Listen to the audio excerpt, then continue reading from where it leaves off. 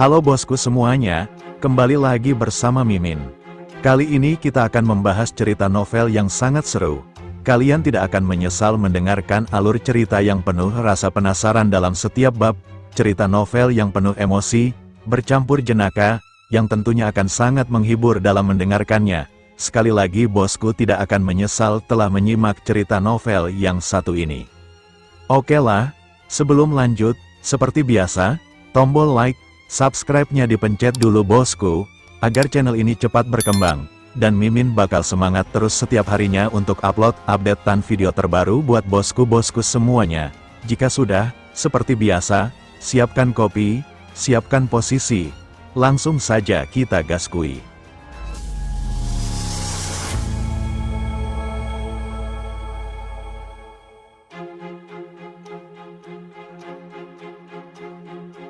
Bab 1, terlahir kembali di masa depan. Hark, suara teriakan yang menusuk diam malam itu memecah kesunyian kamar. Seiring pemuda itu terbangun dengan wajah pucat dan nafas terengah-engah. Apa yang terjadi? Pemuda itu menatap sekeliling dengan mata terbuka lebar. Wajahnya pucat kekuningan dan bibirnya bergetar. Dia meraba-raba tubuhnya dengan tangan gemetar, mencari tanda-tanda luka atau cedera. "Aku belum mati," katanya dengan suara terputus-putus. Napasnya terengah-engah dan hatinya berdebar kencang. Dia teringat saat-saat terakhirnya di reruntuhan kuno, dikelilingi ratusan praktisi kuat yang memburunya. Meskipun sebagai putra surga yang bangga dan kuat, dia tak mampu menahan serangan bertubi-tubi dari segala arah. Tubuhnya terhantam, meledak dalam ledakan dahsyat. Kesadarannya menghilang, namun kematian tidak datang. Sebaliknya, dia terbangun di ruangan asing ini, dengan kebingungan dan keraguan yang menghantui. Pada saat itu, sebuah ingatan asing menerobos ke dalam pikirannya, membawa kesadaran yang menyakitkan. Hark, pemuda itu meringis, wajahnya berkerut, mata terpejam, dan tubuhnya bergetar. Kesakitan yang tak terhingga menghantam otaknya, seolah-olah ingatan itu menusuk jiwa dan mengobrak-abrik kesadarannya. Setelah beberapa saat, rasa sakit di kepalanya mulai mereda, membiarkannya menghembuskan nafas lega dan panjang. Dengan gumaman lembut, dia menyadari keajaiban yang terjadi. "Ternyata aku benar-benar telah mati," katanya perlahan, namun jiwaku secara misterius melintasi waktu dan ruang, menembus kabut masa depan, dan menemukan rumah baru dalam tubuh ini. Tubuh Duan Ling, tuan muda klan Ling, yang tak terduga menjadi tempat bersemayamnya jiwaku. Ini adalah kebangkitan baru. Dalam ingatan yang baru diterimanya, dia menemukan kisah Duan Ling, tuan muda klan Ling di kota Tianjing. Ayahnya, Duan Sang, adalah pemimpin klan yang dihormati. Namun, nasib Duan Ling tidak seindah kedudukannya. Tubuhnya lemah, meridiannya rusak, dan dia tidak bisa berkultivasi. Kondisi ini membawa banyak penghinaan dan penderitaan baginya. Jika bukan karena kedudukan ayahnya, mungkin dia sudah lama diusir dari klan Duan. Dalam ingatan itu juga, dia menemukan bahwa beberapa saat sebelum kematian Duan Ling, dia akan menikah dengan putri wali kota, Feng Yue. Namun rencana itu terhenti ketika saudara tirinya, Duan Long, memberinya pil obat yang diklaim bisa meningkatkan kekuatan fisiknya. Dengan penuh kepercayaan, Duan Ling menelan pil itu tanpa ragu.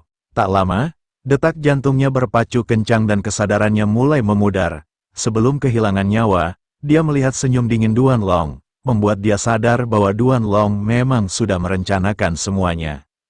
Dengan napas dalam, Duan Ling menghela nafas berat, kemudian tersenyum dingin.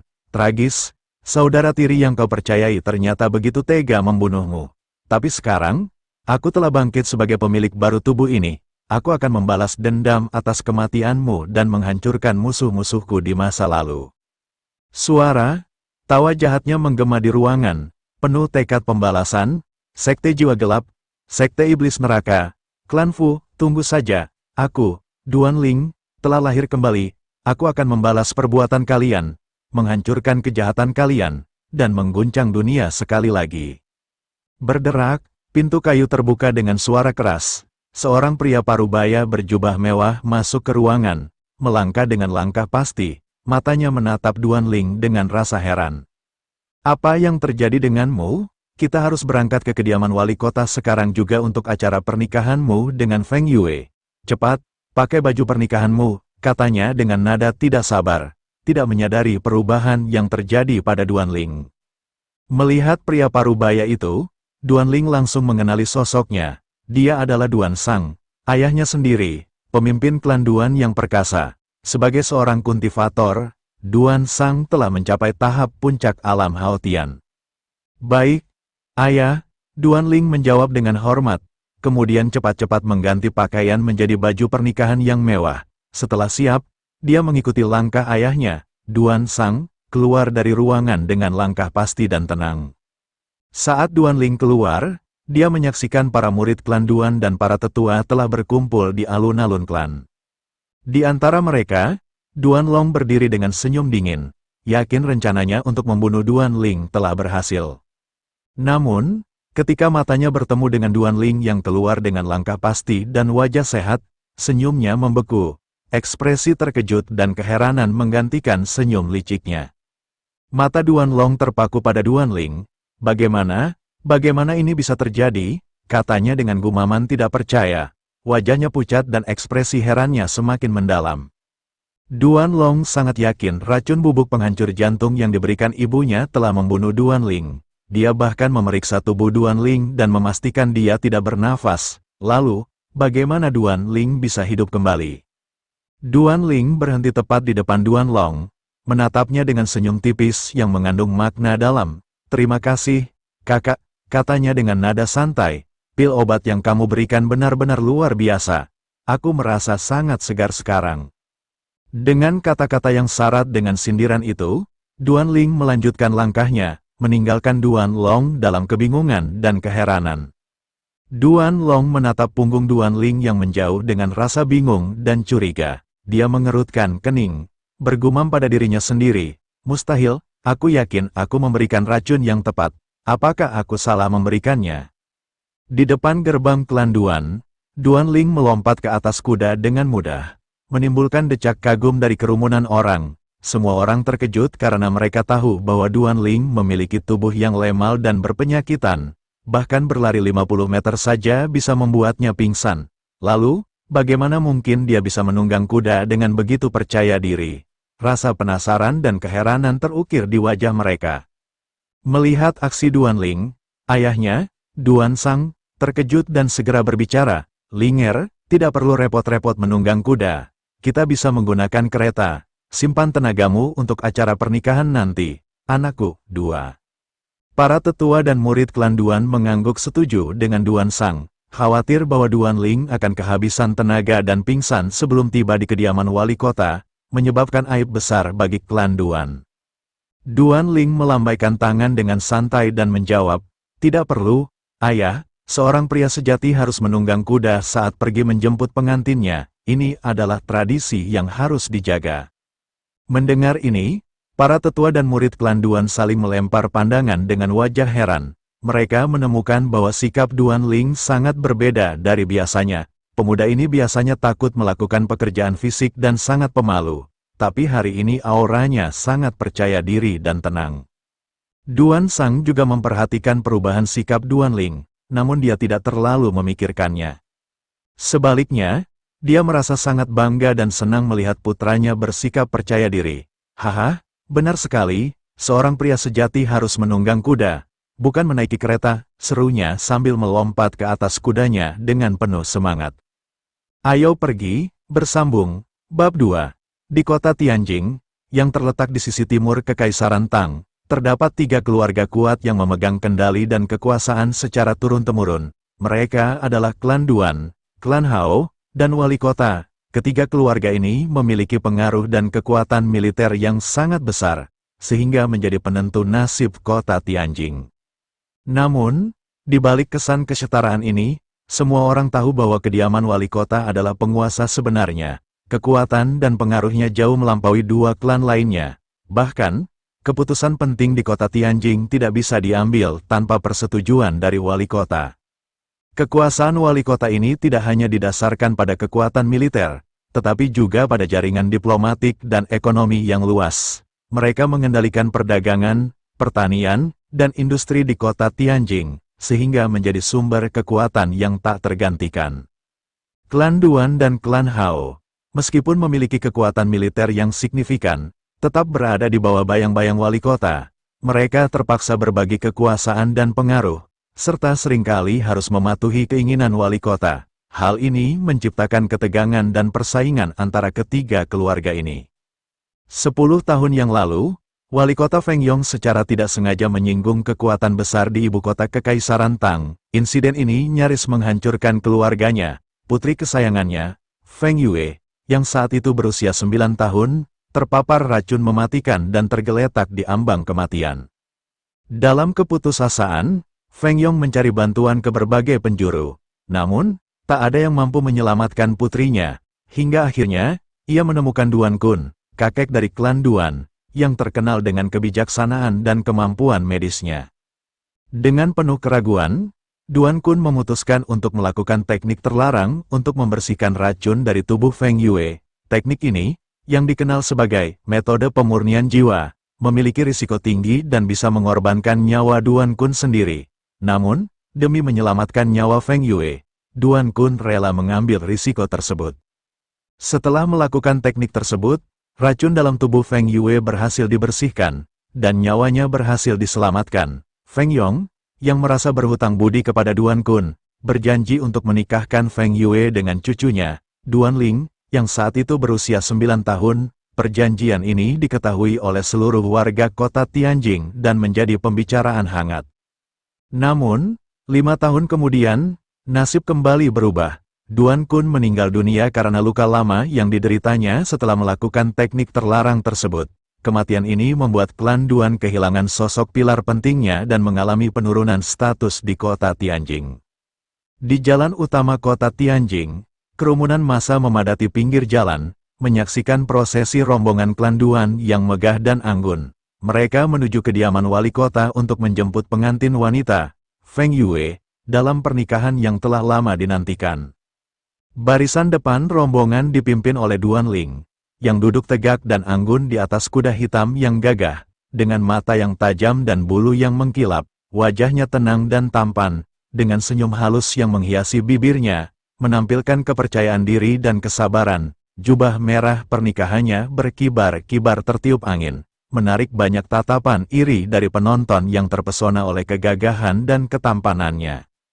Semua orang memuji keberuntungan Duan Ling, karena wanita yang akan dinikahinya, Feng Yue, adalah keindahan nomor 1 kota Tianjing. Feng Yue tidak hanya memiliki kecantikan yang mempesona, tetapi juga merupakan jenius paling berbakat di kota tersebut. Di usia 19 tahun, ia telah mencapai pencapaian luar biasa dengan membangun dantian yang sempurna dan memasuki alam Haotian, sebuah prestasi yang belum pernah terjadi sebelumnya di kota Tianjing. Feng Yue adalah simbol kebijaksanaan dan kekuatan. Dengan pengetahuan yang luas serta kemampuan spiritual yang mendalam, ia memiliki kecantikan yang tidak hanya terletak pada wajahnya, tetapi juga pada kebijaksanaan dan kekuatan batinnya. Namun, pernikahan antara Duan Ling dan Feng Yue dianggap tidak seimbang dan merugikan bagi Feng Yue. Pasalnya, Duan Ling dianggap sampah yang tidak bisa berkultivasi, tidak sesuai dengan potensi dan kehebatan Feng Yue. Dengan langkah cepat dan penuh hormat, rombongan klan Duan memasuki gerbang kediaman wali kota yang megah. Feng Yong, wali kota yang terhormat, keluar dari pintu utama untuk menyambut rombongan tersebut. Matanya yang bijak dan ramah menatap Duan Ling dengan senyum hangat. "Ayo masuk, Duan Ling." Feng Yong menyambut dengan suara yang ramah dan mengundang, "Selamat datang di kediaman kami. Hari ini adalah hari yang bersejarah bagi kedua keluarga kami." Dengan gerakan anggun, Feng Yong mengundang Duan Ling dan rombongannya untuk memasuki kediamannya. Semua orang mengikuti, membanjiri ruang dalam dengan kegembiraan dan antisipasi. Suasana menjadi semakin meriah, menandai awal dari persatuan antara klan Duan dan keluarga wali kota. Saat para anggota klan Duan dan anggota kediaman wali kota sedang berbincang hangat, menikmati suasana meriah dan penuh harapan, tiba-tiba seorang pelayan muda berlari masuk ke ruangan. Wajahnya pucat dan panik, keringat dingin menetes di dahinya, matanya terlihat putus asa ketika dia mendekati Feng Yong. "Tuan, sesuatu terjadi," Pelayan itu berteriak, suaranya gemetar, "Nona muda Feng Yue, dia mengancam untuk bunuh diri jika harus menikah dengan Duan Ling." Ruangan menjadi sunyi, semua mata terfokus pada pelayan itu, kemudian beralih ke Feng Yong. Wajah Feng Yong berubah pucat, kekhawatiran dan kepanikan terukir jelas. Lah langsung berlari menuju kamar Feng Yue, meninggalkan keheningan yang tegang di belakangnya. Duan Ling mengerutkan kening, matanya menyempit menunjukkan keheranan sesaat. Namun, dia segera mengubah ekspresi tersebut menjadi acuh tak acuh, seolah tidak terpengaruh oleh kabar tersebut. Dengan gerakan santai, dia menegakkan mangkuk berisi arak di mejanya, lalu meminumnya dengan tenang. Sementara itu, ruangan menjadi tegang. Anggota klan Duan dan kediaman wali kota saling memandang. Kecemasan dan kekhawatiran terlihat jelas di wajah mereka. Mereka berbisik-bisik, spekulasi dan kekhawatiran terdengar di antara mereka. Suasana yang sebelumnya meriah dan penuh harapan, kini berubah menjadi kecemasan dan ketidakpastian. Feng Yong, yang masih berada di kamar Feng Yue, mencoba untuk menenangkan putrinya yang terguncang. Sementara itu, Duan Ling tetap duduk dengan tenang, seolah tidak peduli dengan kejadian tersebut. Namun, mata tajamnya terus memantau situasi sekitarnya, menunjukkan bahwa dia tidak sepenuhnya acuh tak acuh. 1 jam telah berlalu, namun keheningan masih menyelimuti ruangan. Tidak ada kabar dari Feng Yong, membuat kecemasan semakin meningkat. Duan Sang, yang telah duduk dengan tenang selama ini, perlahan bangkit dari kursinya, matanya menatap sekeliling ruangan sebelum akhirnya berbicara dengan suara yang tenang namun tegas. "Mari kita periksa keadaan." Dengan langkah yang pasti, Duan Sang berjalan keluar dari ruangan, menuju kediaman Feng Yue. Semua orang mengikuti di belakangnya, mencoba memahami situasi yang semakin rumit. Duan Ling, yang awalnya ingin tetap tinggal, dipaksa untuk mengikuti oleh salah satu tetua klan Duan. Dengan rasa tidak sabar, dia mengikuti rombongan, meninggalkan keheningan yang tegang di belakangnya. Saat mereka memasuki halaman tempat tinggal Feng Yue, suara keras dan dingin Feng Yue terdengar dari dalam paviliun. Suara itu menggetarkan hati semua yang mendengarnya. "Aku tidak ingin menikah dengan sampah cacat itu," Feng Yue berteriak dengan penuh emosi. "Jika ayah terus memaksaku, aku akan membunuh diriku sendiri. Biarkan orang cacat itu menikahi mayat."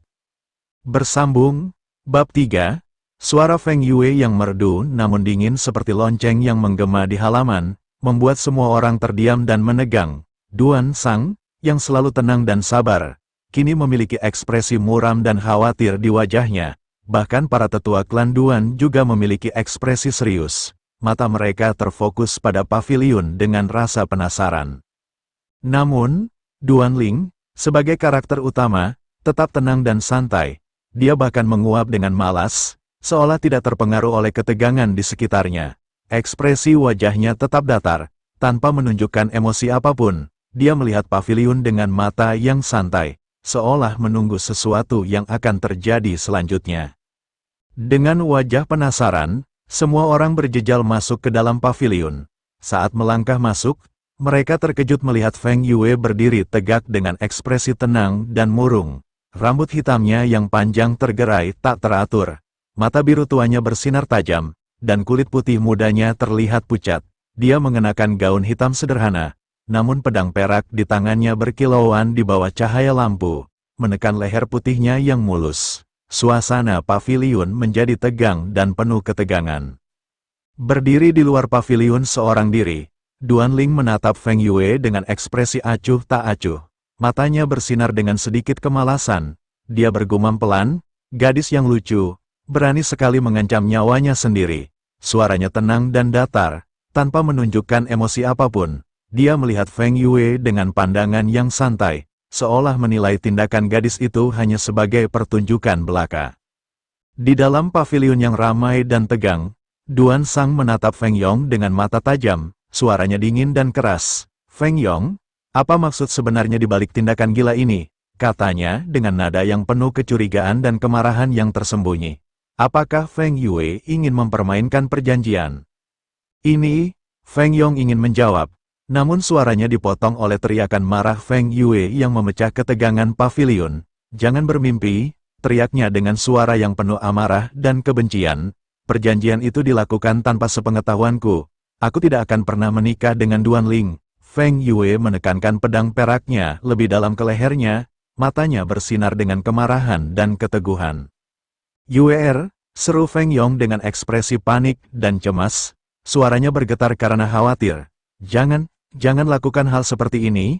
Apa yang terjadi? Yue, mengapa kamu bertindak seperti ini?" Feng Yong berjalan mendekati Feng Yue dengan langkah-langkah hati-hati, berusaha menenangkan emosi gadis itu. "Jangan mendekat," teriak Feng Yue dengan suara yang keras dan penuh kebencian. Matanya bersinar tajam seperti pisau. "Jangan mencoba untuk menghentikan aku. Aku tidak ingin menjadi tawanan perjanjian itu. Aku tidak ingin menikah dengan Duan Ling." Feng Yue menekan pedangnya lebih dalam ke lehernya. Napasnya terengah-engah, dan tubuhnya gemetar karena amarah dan ketegangan. Duan Sang mengerutkan kening, khawatir melihat Feng Yue yang semakin tidak terkendali. "Feng Yue, jangan bertindak tidak masuk akal. Perjanjian ini dibuat oleh ayah," potong Duan Ling dengan suara datar, menghentikan Duan Sang sebelum dia menyelesaikan kalimatnya. Semua orang berbalik, menatap Duan Ling yang berjalan masuk ke dalam paviliun dengan langkah tenang dan percaya diri. Wajahnya tampak acuh tak acuh saat dia menatap Feng Yue, membuat gadis itu merasa tidak nyaman dan merinding. Matanya yang tajam tampak memandang Feng Yue dengan pandangan yang dalam. "Feng Yue, aku tidak mengira kamu akan bertindak begitu ekstrim," kata Duan Ling dengan suara tenang dan nada yang persuasif. "Turunkan pedang itu, tidak akan ada orang yang memaksamu untuk menikah di sini. Aku memberikan janji itu kepada kamu, atas nama kehormatan keluarga Duan." Matanya menatap Feng Yue dengan serius, mencari kepercayaan di balik kebencian dan ketakutan. Kata-kata Duan Ling mengejutkan semua orang di paviliun. Bahkan Feng Yue pun menatapnya dengan rasa terkejut dan bingung. Ekspresi marahnya pelan-pelan mulai memudar, digantikan oleh keraguan dan keheranan. Semua mata terfokus pada Duan Ling, menunggu penjelasan atas pernyataannya yang tidak terduga itu. Duan Sang melihat putranya dengan rasa heran dan kebingungan. "Linger, apa yang kamu maksudkan? Apakah kamu benar-benar akan membatalkan perjanjian pernikahan itu?" katanya dengan nada penasaran. Duan Ling tersenyum sinis. Matanya berkilauan dengan kesadaran akan kekuasaan. "Pernikahan ini, sama seperti yang dikatakan Feng Yue, adalah perjanjian yang tidak adil. Ini dibuat oleh kakek dan paman Feng Yong tanpa persetujuan kami berdua. Jadi, perjanjian ini tidak sah dan tidak mengikat," katanya dengan nada tegas dan percaya diri. "Aku, Duan Ling, tidaklah bodoh untuk menerima perjanjian yang memaksaku menikahi seseorang yang tidak mencintai. Apalagi ketika pihak lain juga tidak menginginkannya." Setelah mengucapkan kata-kata itu, Duan Ling menatap Feng Yue dengan pandangan tajam. "Feng Yue, kamu menolak menikah karena aku dianggap sampah yang tidak bisa berkultivasi. Sangat lucu. Di dunia ini, apapun bisa terjadi. Bahkan orang dengan kekurangan fisik bisa menjadi jenius dengan kerja keras dan tekad. Jangan pikir kecantikan dan bakatmu membuatku, Duan Ling, harus berlutut dan memelas. Di mataku, kamu tidak lebih dari kulit yang indah tanpa isi." Dengan napas dalam-dalam, Duan Ling menyatakan dengan tegas, "Pernikahan ini, aku, Duan Ling, membatalkannya." Bang! Kata-kata terakhir Duan Ling seperti petir yang menggelegar di tengah keheningan, membuat semua orang terkejut dan terpaku. Mata mereka terfokus pada Duan Ling dengan campuran keheranan, kebingungan, dan ketidakpercayaan. Apa dia gila? Feng Yue adalah keindahan tak tertandingi dan jenius nomor satu di kota Tianjing. Setiap pria menginginkannya. Namun Duan Ling, pemuda dengan kekurangan fisik ini, melepaskan kesempatan emas itu begitu saja. Semua orang berpikir, mengapa Duan Ling melakukan hal ini? Apakah dia tidak menyadari nilai Feng Yue? Atau apakah dia memiliki rencana lain? Keheningan yang menegangkan menyelimuti ruangan. Semua mata terfokus pada Duan Ling yang tersenyum sinis. Feng Yue menatap Duan Ling dengan rasa tidak percaya dan keheranan mendalam. Dia tidak menyangka bahwa pemuda yang dikabarkan lemah dan sakit-sakitan itu akan membatalkan pernikahan dengan begitu tenang dan percaya diri. Rumor tentang Duan Ling selama ini menggambarkannya sebagai pemuda yang pemalu dan lemah. Namun, kenyataannya sangat berbeda. Pemuda yang berdiri di depannya memiliki aura tenang, dingin, dan misterius, yang menimbulkan kesan kuat dan tidak terduga. Ekspresi Feng Yue berubah dari keheranan menjadi kebingungan. Dia tidak mengerti apa yang sebenarnya terjadi di balik perubahan ini. Apa Duan Ling selalu seperti ini? Duan Ling berbalik dan melangkah keluar dari paviliun dengan langkah tenang dan percaya diri. Semuanya, silakan kembali ke aktivitas masing-masing, katanya dengan nada santai dan sedikit malas. Pertunjukan telah berakhir, dan aku memiliki urusan penting yang harus ditangani. Semua orang menatap punggung Duan Ling yang menjauh dengan tatapan campuran heran, bingung, dan hormat. Ekspresi mereka mencerminkan kekaguman akan keberanian dan kepercayaan dirinya yang tidak terduga.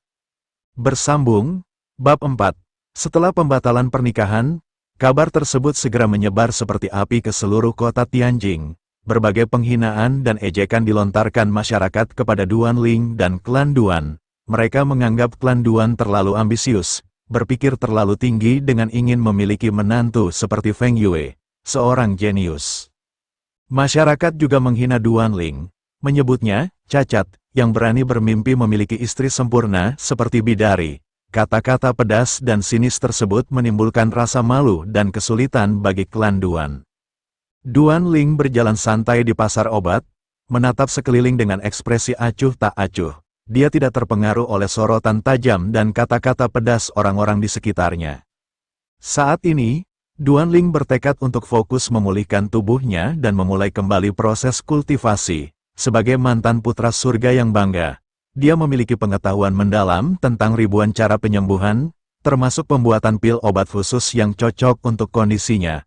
Dengan kemampuan dan pengalaman luasnya, dia yakin bisa mengembalikan kekuatan dan kesempurnaan tubuhnya. Pandangan Duan Ling tertuju pada sebuah toko obat kecil yang terlihat sepi. Pemiliknya duduk di balik konter. Wajahnya murung dan sedih. Matanya mengikuti setiap orang yang berlalu lalang di depan toko. Namun tidak ada yang berhenti atau menunjukkan minat pada toko tersebut. Kesepian dan keputusasaan terukir jelas di wajah pemilik toko, menciptakan kontras yang menyedihkan dengan keramaian pasar di sekitarnya. 1%, barang bagus, gumam Duan Ling. Matanya bersinar menatap bahan-bahan obat langka di atas meja konter. Sebagai mantan Dewa Langit, dia sangat familiar dengan bahan-bahan tersebut. Pengetahuannya tentang obat-obatan langka dan langka membuatnya terkesan. Dengan langkah cepat dan penuh minat, Duan Ling menghampiri toko obat itu, menarik perhatian pemilik toko yang sedang terpuruk. Pemilik toko memandang Duan Ling dengan senyum ramah dan bertanya, "Hehe, anak muda, apa yang kamu cari? Ingin membeli bahan obat?" Matanya berbinar dengan harapan, mengharapkan penjualan yang langka di hari ini. Duan Ling menunjuk bahan-bahan obat yang menarik perhatiannya, bertanya dengan antusias, "Berapa harga daun biru ini, buah merah yang unik ini, kayu kuning yang langka, dan ginseng ungu yang berkualitas?" Semuanya terlihat sangat berkualitas dan menarik. Matanya bersinar dengan minat, menunjukkan kekaguman yang tulus. Mendengar pertanyaan Duan Ling, senyum ramah pemilik toko berubah menjadi keheranan. Dia menyadari bahwa Duan Ling sebenarnya tidak mengerti nilai sejati bahan-bahan obat tersebut. Pemilik toko berpikir, orang ini pasti tidak tahu apa-apa tentang obat-obatan. Dia hanya tertarik pada penampilan luarnya saja. Ekspresi pemilik toko berubah sedikit skeptis, namun dia tidak ingin melewatkan kesempatan berjualan.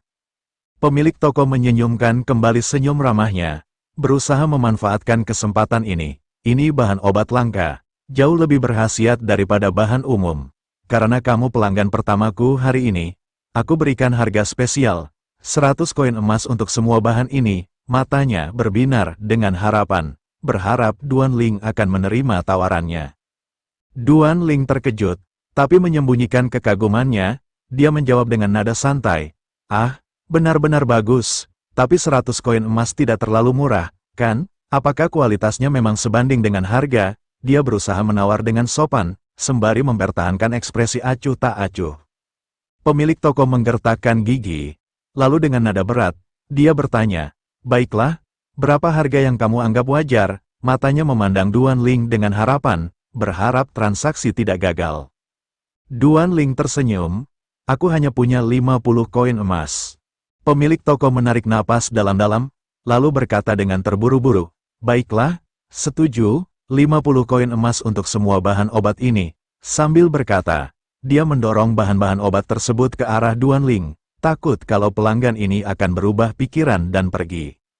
Duan Ling membayar 50 koin emas, mengambil bahan-bahan obat, dan berbalik pergi. Saat itu, orang-orang di sekitarnya berbisik-bisik. Dia tidak hanya lemah, tapi juga bodoh, bahan-bahan aneh itu bisa beracun.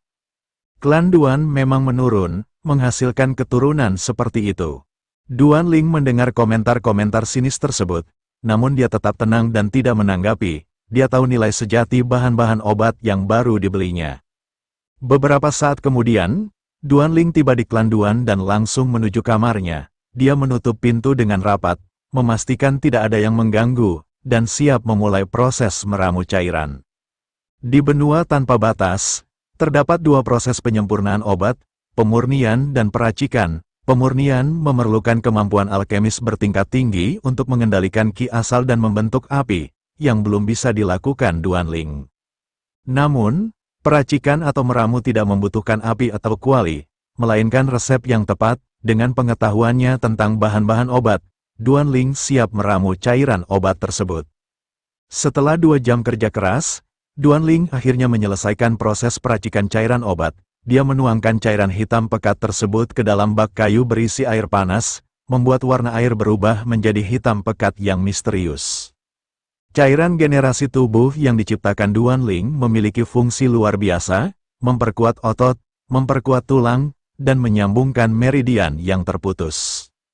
Tanpa ragu, Duan Ling melepaskan jubah hitamnya dan merendam tubuhnya dalam bak air hitam pekat tersebut, berharap proses penyembuhan akan segera dimulai.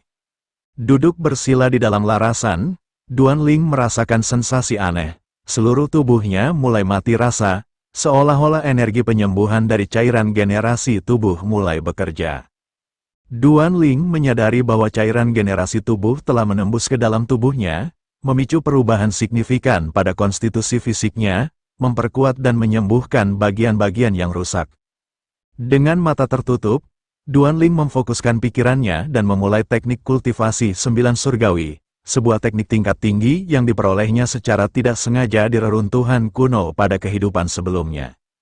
Ketika teknik 9 surgawi dikuasai sepenuhnya, seorang praktisi dapat mengendalikan kekuatan luar biasa 9 surga, mencapai tahap kaisar immortal.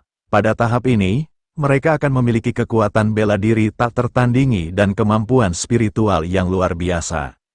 Di benua tanpa batas, ranah kultivasi terbagi menjadi 10 kelas hierarkis: Spirit Key, Spirit Inti, Spirit Master, Spirit Grandmaster, Spirit King, Spirit Emperor, Spirit Ancestor, Spirit Lord, Spirit Sovereign, dan Spirit God.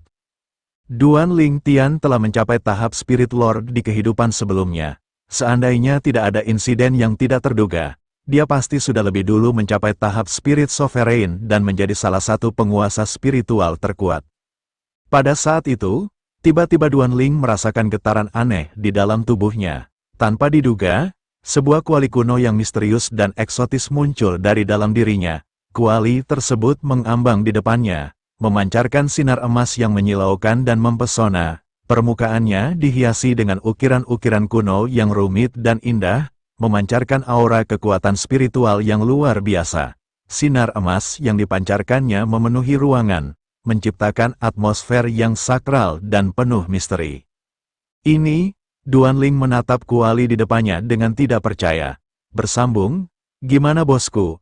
Apakah novel ini cukup seru dan menghibur? Jika tidak, Mimin sangat berharap ada saran dari kalian. Bagusnya di channel kedua ini Mimin bahas novel apa? Jika demikian, semoga saja bosku terhibur. Like, subscribe, dan komen di komentar jika kalian ingin Mimin bahas kelanjutan novel ini.